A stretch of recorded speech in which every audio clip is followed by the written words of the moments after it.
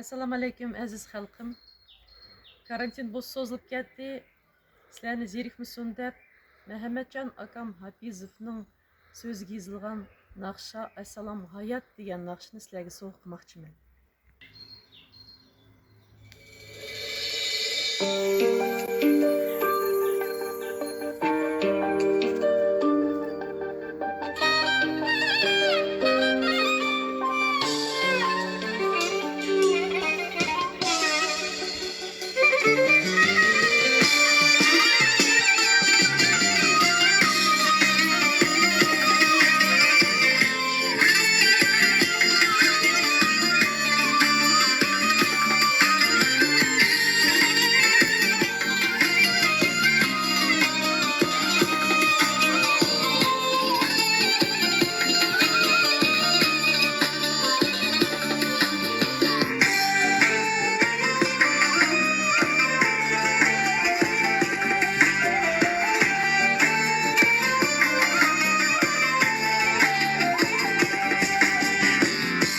Sen bilen kör cezirem körkemlinim.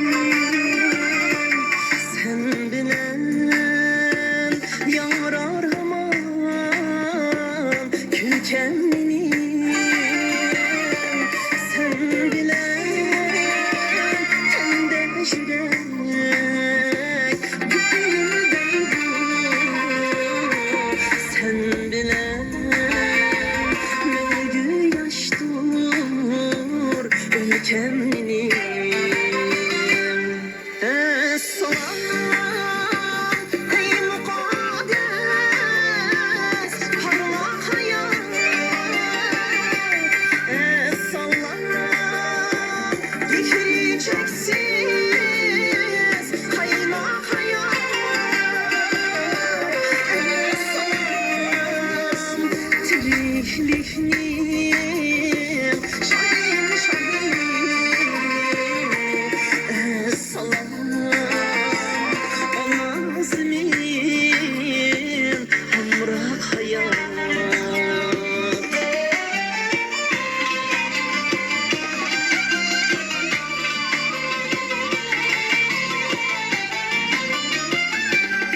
Eşna bu hayat sana gül yaşlıyım,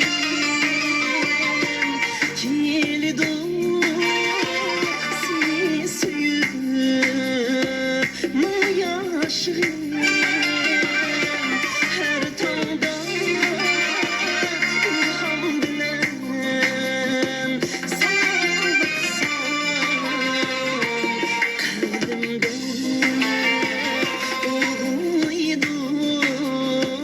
teşnalıyım.